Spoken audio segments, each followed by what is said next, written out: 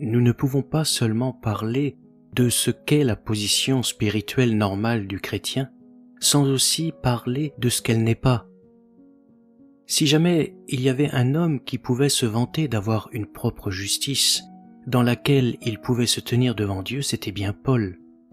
Si quelque autre croit pouvoir se confier en la chair, disait-il, je le puis bien davantage, moi, circoncis le 8e jour, de la race d'Israël, de la tribu de Benjamin, hébreu né d'hébreu, quant à la loi pharisien, quant aux zèle persécuteur de l'Église, irréprochable à l'égard de la justice de la loi. Philippiens 3, versets 4 à 6. C'est une généalogie des plus remarquables, ne trouvez-vous pas? Il présentait tout ce qu'un religieux peut désirer pour affermir son statut humain. Personne ne pouvait surpasser Saul de Tarse. C'était un juif de pure race, d'une marche irréprochable et ordonnée, d'un zèle fervent et d'un dévouement sans faille. En tant que juif, il ne pouvait concevoir que les fondements mêmes du judaïsme étaient assaillis par la nouvelle économie de l'Église de Dieu. Il était tout à fait impossible que le judaïsme et le christianisme puissent cohabiter ou dominer le même esprit. Une particularité du premier système était la stricte séparation des juifs et des gentils. Une particularité du second était l'union intime des deux en un seul corps. Jusqu'au moment où le Seigneur va montrer à Paul sa vraie position. Je regarde toute chose comme une perte, à cause de l'excellence de la connaissance de Jésus-Christ, mon Seigneur, pour lequel j'ai renoncé à tout, afin de gagner Christ et d'être trouvé en lui, non avec ma justice, celle qui vient de la loi, mais avec celle qui s'obtient par la foi en Christ. Philippiens 3, versets 8 et 9. Ainsi donc, nous voyons que la position du chrétien est d'être en Christ, être trouvé en lui. C'est la véritable position chrétienne. Rien de moins, rien de plus bas, rien de différent. Ce n'est pas en partie en Christ et en partie dans la loi, en partie en Christ et en partie dans les ordonnances, en partie en Christ et en partie en l'homme ou dans le monde. Non, c'est être trouvé complètement et uniquement en lui. C'est la seule position que le Seigneur reconnaisse. Si cette position est touchée par la main de l'homme, elle sera obligatoirement dénaturée. Et ça ne sera plus du tout le vrai christianisme. Il peut s'agir d'un certain isme ancien, d'un isme idéologique, d'un isme religieux, mais cela ne peut être très certainement pas la représentation du christianisme des apôtres du Nouveau Testament. Si notre position est autre chose que être trouvé uniquement en Christ, alors il nous faut urgemment retrouver les fondements apostoliques dans notre vie. Nous n'avons pas besoin de gagner le salut, cela est clair. Nous n'avons pas besoin de tout perdre afin d'obtenir le salut. Nous sommes sauvés par la foi et non par les œuvres. Le salut n'est pas un prix à remporter. Nous n'avons pas à l'atteindre par des efforts, par des œuvres. Le salut est un don entièrement gratuit.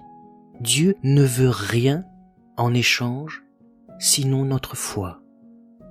Mais au-delà de tout, Paul aspirait à plus de grâce du Seigneur, afin d'obtenir des hauteurs spirituelles encore jamais atteintes.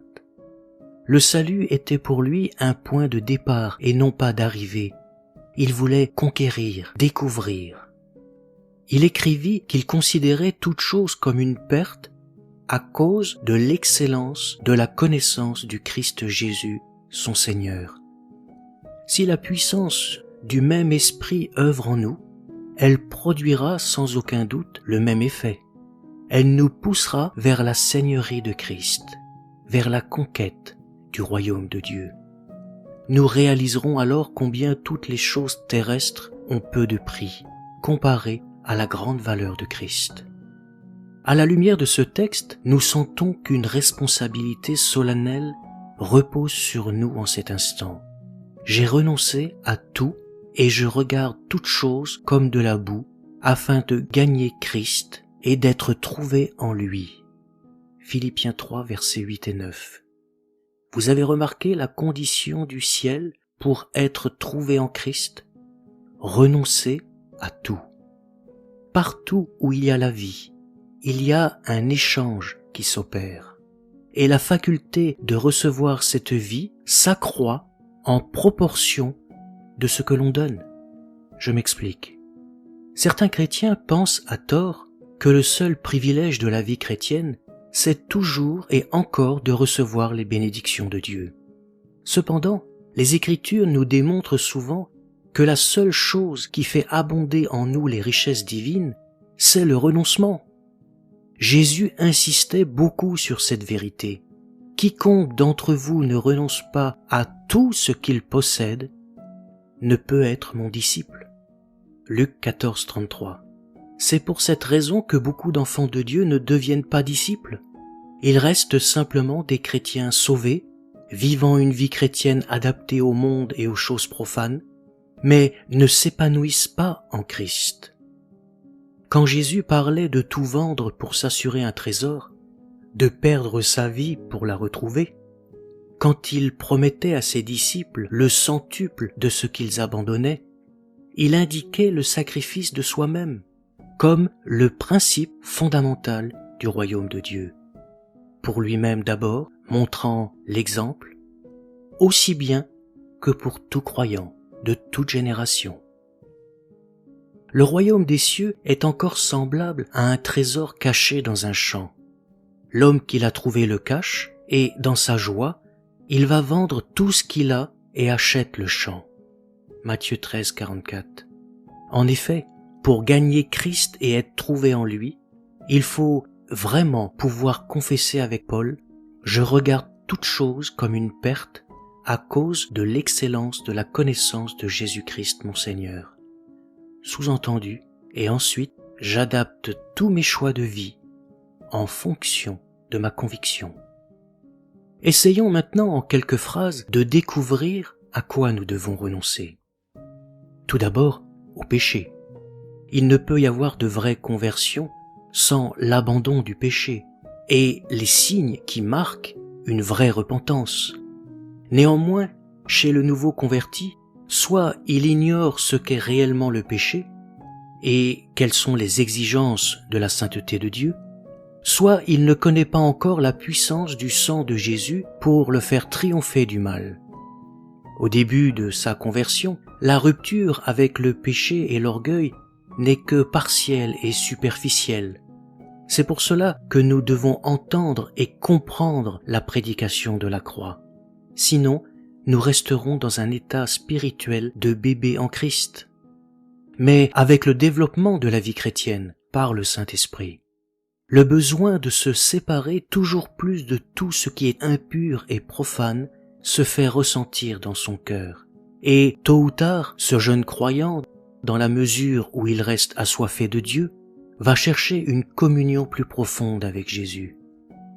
L'Esprit va alors l'aider à plus de consécration, par laquelle il va expérimenter sa mort au péché en Christ, et rompre définitivement avec tout ce qui est péché pour ne plus servir que la justice.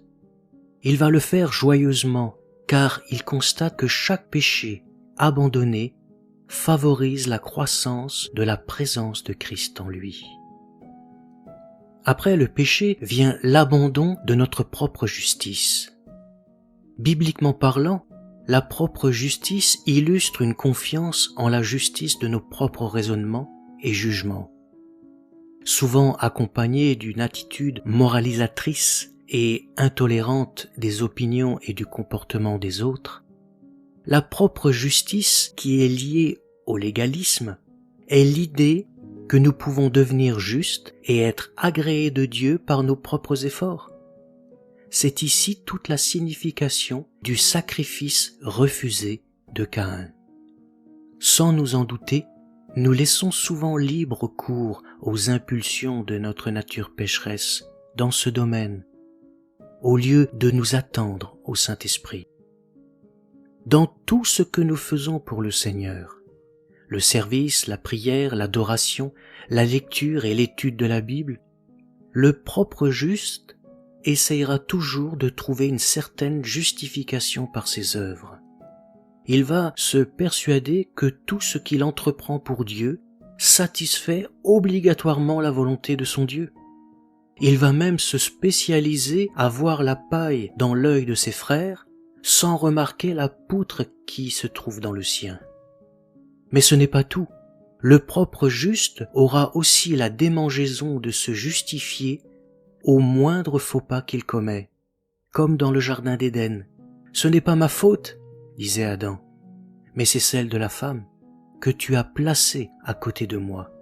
Ce n'est pas ma faute, disait Ève, mais celle du serpent. » Mais une fois que, à la lumière du Saint-Esprit, nous avons reconnu qu'en nous, c'est-à-dire en notre chair, n'habite rien de bien, ce qui est bon, je le sais, n'habite pas en moi, c'est-à-dire dans ma chair. J'ai la volonté, mais non le pouvoir de faire le bien. Romains 7, 18. Lorsque nos yeux s'ouvrent à cette lumière, comme Job, nous sommes libérés de notre propre justice, et nous proclamons comme lui, « Mon oreille avait entendu parler de toi, mais maintenant mon œil t'a vu. » C'est pourquoi je me condamne et je me repens sur la poussière et sur la cendre. Job 42, versets 5 à 6. Il ne montre plus les autres du doigt. Il sait qu'il est le premier concerné par l'orgueil. Frères et sœurs, il n'est pas possible d'être trouvé en Christ sans abandonner tout ce qui est de nous-mêmes, pour ne dépendre que du souffle du Saint-Esprit. Il est le seul capable, par sa lumière, de produire en nous ce qui est vraiment agréable à Dieu. Vienne ensuite l'abandon de nos facultés et de nos dons naturels. C'est une erreur de croire qu'une fois convertis, nos dons naturels doivent être automatiquement placés au service du Seigneur. Lors même que nous sommes enfants de Dieu, nos dons et nos facultés sont encore sous la domination de la chair, souillés par le péché. Nos dons naturels ne peuvent être employés tels quels à la gloire de Dieu. Il faut bien le comprendre. Et nous sommes par nous-mêmes totalement incapables d'en user convenablement. Ils sont même dangereux pour nous parce que par leurs moyens, notre vieille nature, notre moi, reprendra automatiquement sa force naturelle. Cette conviction doit nous amener à y renoncer et à les apporter simplement à Christ, afin qu'il en prenne possession et les sanctifie. Quand Jésus les aura acceptés et marqués de son sceau, alors ils nous seront rendus avec sa bénédiction. Nous pourrons alors en jouir tout en sachant que dorénavant ils sont la propriété de Jésus et qu'il nous faudra attendre de lui seul la grâce d'en user sous l'influence de son esprit. À l'image de la multiplication des pains et des poissons qui ont été bénis à la seule condition qu'ils aient été d'abord offerts au Seigneur. Et alors, comme pour les pains et les poissons, ce que nous avons abandonné entre les mains du Seigneur Jésus-Christ nous sera rendu, multiplié. Oui, en renonçant à tout, nous recouvrons tout en Christ. Il en est de même pour toutes les occupations et les biens légitimes que Dieu nous a confiés. Pour le filet des pêcheurs de Galilée, comme pour les devoirs domestiques de Marthe, pour les affections naturelles, la famille, les amis, Jésus apprenait constamment à ses disciples de renoncer à tout pour le suivre. C'est la loi du royaume de Dieu, mes amis. Toutes choses seront faites nouvelles dans notre vie, dans la mesure où les choses anciennes ont été abandonnées. Ce principe a une application plus profonde encore. Les dons et ministères purement spirituels, qui sont l'œuvre directe de l'Esprit de Dieu au-dedans de nous, eh bien ces dons même doivent être remis entre les mains de Dieu. Sinon, nous allons les utiliser pour satisfaire notre propre volonté religieuse, selon nos propres interprétations de l'œuvre de Dieu. L'échange continuel entre le céleste et le terrestre est le principe fondamental de la vie et ne peut cesser un seul instant. Aussitôt que le croyant commence à se complaire dans la jouissance de ce qu'il a reçu ou de ce qu'il a compris des Écritures, la communication de grâce nouvelle est retardée et menace même d'être arrêtée. Les flots de l'eau vive ne peuvent couler que dans l'âme assoiffée, une âme qui se dépouille de toute chose pour ne pas être une entrave à cette eau vive. Chaque bénédiction doit retourner à Dieu, de qui nous la tenons pour nous être rendue. C'est alors qu'elle nous apporte le parfum du ciel et nous pouvons en recueillir tout le fruit. N'est-ce pas là ce que nous enseigne Isaac sur Morija? N'était-il pas le fils de la promesse, le don miraculeux de la toute-puissance, de celui qui fait revivre les morts? Romains 4, 17. Et pourtant il a fallu qu'il soit immolé, qu'il soit donné, pour pouvoir être recouvré et devenir 1000 fois plus précieux qu'auparavant. 1 Corinthiens 4, 7 nous dit « Qui est-ce qui te distingue? Qu'as-tu que tu n'aies reçu? Et si tu l'as reçu, pourquoi te glorifies-tu, comme si tu ne l'avais pas reçu ?» C'est cela et cela seul, l'objet du chrétien. Avoir un autre objectif n'est pas du tout le christianisme. Malheureusement, les chrétiens ont souvent d'autres buts dans la vie. Mais le désir du vrai chrétien sera toujours incarné dans ses paroles, afin de connaître Christ et la puissance de sa résurrection et la communion de ses souffrances en devenant conforme à lui dans sa mort. Philippiens 3:10. Épouser la philosophie du monde ou celle d'une église endormie comme Lot, pour gagner de l'argent, atteindre une position sociale élevée, agrandir sa famille, se faire un nom, pour être considéré comme un grand homme, riche, populaire, éloquent, conférencier biblique. Rien de tout cela n'est le véritable christianisme. Il peut satisfaire l'homme qui se contente simplement de son salut et qui n'a rien d'autre de mieux à penser. Mais le chrétien engagé veut connaître toujours plus le Christ. C'est cela qui fait toute la différence. Alors à la question que j'entends souvent, quel mal y a-t-il à faire ceci ou cela? Je répondrai, méditons notre Bible, sans contestation d'aucune sorte, et le Saint-Esprit nous donnera toutes les réponses dont nous avons vraiment besoin. Notre vieille nature reculera toujours devant notre engagement ferme à mener la vie d'un tel renoncement pour être en Christ. Mais n'oublions jamais que ce que notre vieille nature n'aime pas et ce qu'elle ne peut pas accomplir, la grâce, elle, en est capable. Et elle fera même de notre vie de sacrifice une vie de joie et de gloire. Frères et sœurs, ayons constamment recours à cette grâce, et nous recevrons le centuple de tout ce que nous aurons sacrifié. Notre Dieu, qui n'oublie rien, nous fera expérimenter cette même multiplication bénie. Oui, se donner tout entier à Christ pour le posséder tout entier, tel est le secret de la vie en Christ.